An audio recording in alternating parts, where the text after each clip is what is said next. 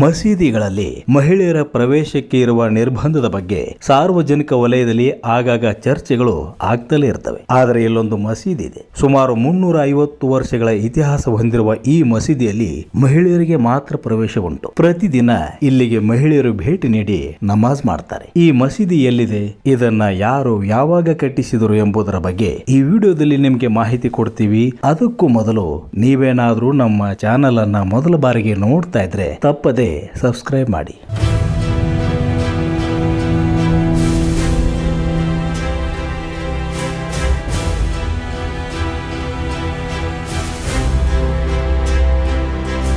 ಸುಮಾರು 200 ವರ್ಷಗಳ ಕಾಲ ಬಿಜಾಪುರವನ್ನ ರಾಜಧಾನಿಯನ್ನಾಗಿ ಮಾಡಿಕೊಂಡು ಆಳ್ವಿಕೆ ನಡೆಸಿದ್ದ ಆದಿಲ್ ಶಾಹಿ ಸುಲ್ತಾನರು ಇಲ್ಲಿ ನೂರಾರು ಸುಂದರ ಸ್ಮಾರಕಗಳನ್ನ ನಿರ್ಮಿಸಿದರು. ಅವುಗಳಲ್ಲಿ ಈ ಮೆಕ್ಕಾ ಮಸೀದಿ ಕೂಡ ಒಂದು. ಈ ಮಸೀದಿ ವಿಶೇಷತೆ ಅಂದ್ರೆ ಇಲ್ಲಿ ಕೇವಲ ಮಹಿಳೆಯರಿಗೆ ಮಾತ್ರ ಪ್ರವೇಶ ಇದೆ. ಆದಿಲ್ ಶಾಹಿ ಅರಸರು ಮಹಿಳೆಯರಿಗೂ ಪ್ರತ್ಯೇಕ ಧಾರ್ಮಿಕ ಕೇಂದ್ರ ನೀಡುವ ಉದ್ದೇಶದಿಂದ ಕ್ರಿಸ್ತಶಕ 1669ರಲ್ಲಿ ಈ ಮಸೀದಿಯನ್ನ ನಿರ್ಮಾಣ ಮಾಡಿದರೆಂದು ಭಾರತೀಯ ಪುರಾತತ್ವ ಇಲಾಖೆಯ ದಾಖಲೆಗಳು ಹೇಳುತ್ತವೆ. ಇಲ್ಲಿ ಕೇವಲ ರಾಜಮನೆತನದ ಮಹಿಳೆಯರಿಗೆ ಮಾತ್ರ ಅವಕಾಶ ಇತ್ತು ಎಂಬುದು ಗಮನಿಸಬೇಕಾದ ಸಂಗತಿ.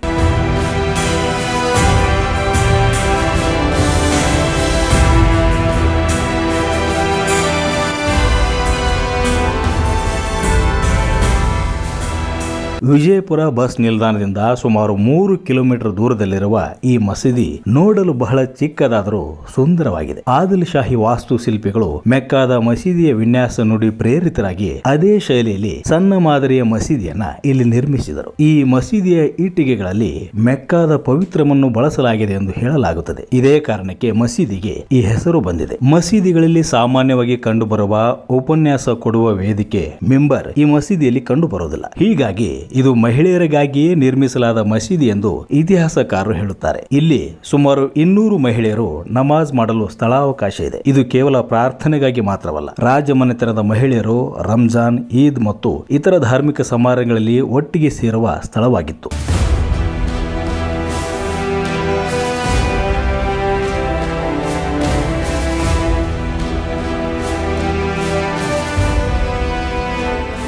ಈ ಮಸೀದಿ ಇರುವ ಜಾಗದಲ್ಲೇ ಹಳೆಯ ಮಸೀದಿ ಒಂದು ಇತ್ತು ಎಂದು ಹೇಳಲಾಗ್ತದೆ. 14ನೇ ಶತಮಾನದ ಆರಂಭದಲ್ಲಿ ಅರಬ್ನಿಂದ ಬಿಜಾಪುರಕ್ಕೆ ಬಂದು ನೆಲೆಸಿದ್ದ ಸೂಫಿ ಸಂತ ಮಹಾಬರಿ ಕಂಡಾಯತ್ ಈ ಜಾಗದಲ್ಲಿ ಮಸೀದಿ ನಿರ್ಮಾಣ ಮಾಡಿದರು. ವಿಜಯಪುರದಲ್ಲಿ ನಿರ್ಮಾಣವಾದ ಮೊದಲ ಮಸೀದಿ ಇದಾಗಿತ್ತು ಎಂದು ಕೆಲವರು ಅಭಿಪ್ರಾಯ ಪಡುತ್ತಾರೆ. ಆದರೆ 16ನೇ ಶತಮಾನದ ಹೊತ್ತಿಗೆ ಈ ಮಸೀದಿ ಸಂಪೂರ್ಣವಾಗಿ ಪಾಳು ಬಿದ್ದಿತ್ತು. ಹೀಗಾಗಿ ಆದಿಲ್ ಶಾಹಿ ಸುಲ್ತಾನರು ಈ ಮಸೀದಿಯನ್ನ ತೆರವುಗೊಳಿಸಿ ಈ ಜಾಗದಲ್ಲಿ ಎತ್ತರದ ಗೋಡೆಗಳುಳ್ಳ ಆನೆಗಳ ಶಿಬಿರ ನಿರ್ಮಾಣ ಮಾಡಲು ಮುಂದಾಗ್ತಾರೆ. ಮಸೀದಿಯ ಅವಶೇಷಗಳನ್ನು ಬಳಸಿ ಹತ್ತಿರದಲ್ಲಿ ಜೋಡಿ ಗೋಪುರಗಳನ್ನು ಕೂಡ ನಿರ್ಮಾಣ ಮಾಡ್ತಾರೆ. ಆದರೆ ಹಳೆಯ ಮಸೀದಿಯನ್ನ ಸಂಪೂರ್ಣವಾಗಿ ತೆರವುಗೊಳಿಸುವ ಸಮಯದಲ್ಲಿ ಕಾಜಿಯೊಬ್ಬರು ಅಂದ್ರೆ ಧಾರ್ಮಿಕ ನ್ಯಾಯಾಧೀಶರೊಬ್ಬರು ಮಧ್ಯ ಪ್ರವೇಶ ಮಾಡಿ ಮಸೀದಿ ತೆರವಿಗೆ ವಿರೋಧ ವ್ಯಕ್ತಪಡಿಸುತ್ತಾರೆ. ಒಮ್ಮೆ ನಿರ್ಮಿಸಲಾದ ಮಸೀದಿಯನ್ನ ಪೂರ್ತಿಯಾಗಿ ತೆರವು ಮಾಡಿ ಅದರ ಪವಿತ್ರ ಭೂಮಿಯನ್ನ ಬೇರೆ ಉದ್ದೇಶಕ್ಕೆ ಬಳಸುವುದು ಪಾಪ ಕೃತ್ಯವಾಗಿದೆ ಎಂದು ವಾದ ಮಾಡ್ತಾರೆ. ಹೀಗಾಗಿ ಹಳೆಯ ಮಸೀದಿಯ ಕೆಲವು ಭಾಗಗಳು ಹಾಗೆಯೇ ಉಳಿದುಕೊಳ್ಳುತ್ತವೆ.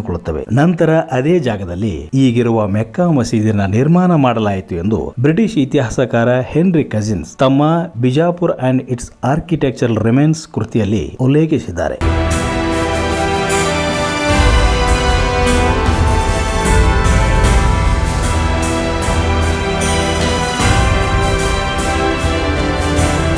ಮೆಕ್ಕಾ ಮಸೀದಿ ಒಂದು ಸೊಗಸಾದ ಚಿಕ್ಕದಾದ ಕಟ್ಟಡ. ಒಳಗಿನ ಮೆಹರಾಬ್ ಮತ್ತು ಗೋಡೆಗಳ ಮೇಲೆ ಸುಂದರವಾದ ಕುಸಿರಿ ಕೆತ್ತನೆಗಳನ್ನ ಕಾಣಬಹುದು. ಮಹಿಳೆಯರ ಗೌಪ್ಯತೆಗಾಗಿ ಮಸೀದಿ ಸುತ್ತಲೂ ಚೌಕಾಕಾರದಲ್ಲಿ ಕಮಾನುಗಳುಳ್ಳ ಎತ್ತರವಾದ ಮಂಟಪವನ್ನು ನಿರ್ಮಿಸಲಾಗಿದೆ. ಈ ಮಂಟಪ ಸರೈ ಅಂದ್ರೆ ವಸತಿ ಗೃಹ ಆಗಿ ಬಳಕೆ ಆಗ್ತಿತ್ತು ಅಂತ ಹೇಳಲಾಗುತ್ತೆ. ಬೇರೆ ರಾಜ್ಯಗಳಿಂದ ಬಂದ ಹೆಣ್ಣು ಮಕ್ಕಳಿಗೆ ಉಳಿದುಕೊಳ್ಳಲು ಇಲ್ಲಿ ವ್ಯವಸ್ಥೆ ಮಾಡಲಾಗ್ತಾ ಇತ್ತು.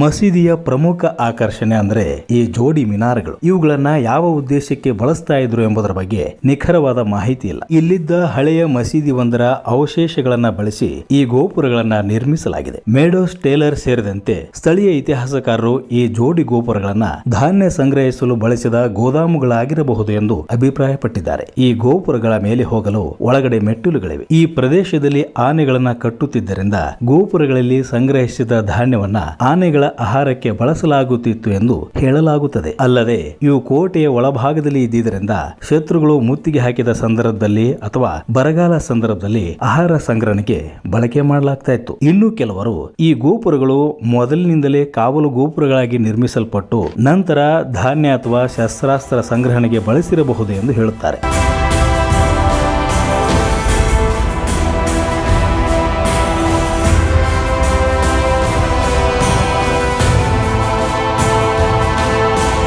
ಎತ್ತರವಾದ ಗೋಡೆಗಳಿಂದ ಸುತ್ತುವರಿದಿರುವ ಕಾರಣ ಹೊರಗಿನಿಂದ ನೋಡಿದಾಗ ಈ ಮಸೀದಿ ಕಾಣಿಸುವುದಿಲ್ಲ. ಆದಿಲ್ ಶಾಹಿಗಳ ಕಾಲದಲ್ಲಿ ಮಹಿಳೆಯರ ಸ್ಥಾನಮಾನ ಹೇಗಿತ್ತು ಎಂಬುದಕ್ಕೆ ಈ ಮಸೀದಿ ನಿದರ್ಶನವಾಗಿದೆ. ಈಗಲೂ ಸ್ಥಳೀಯ ಮಹಿಳೆಯರು ಇಲ್ಲಿಗೆ ಭೇಟಿ ಕೊಟ್ಟು ನಮಾಜ್ ಮಾಡುತ್ತಾರೆ. ನೀವು ವಿಜಯಪುರಕ್ಕೆ ಭೇಟಿ ಕೊಟ್ಟಾಗ ಈ ಅಪರೂಪದ ಸ್ಮಾರಕ ನೋಡೋದನ್ನ ಮಾತ್ರ ಮರಿಬೇಡಿ. ಈ ವಿಡಿಯೋ ಇಷ್ಟ ಆದ್ರೆ ನಿಮ್ಮ ಸ್ನೇಹಿತರೊಂದಿಗೆ ಮರೆಯದೆ ಶೇರ್ ಮಾಡಿ.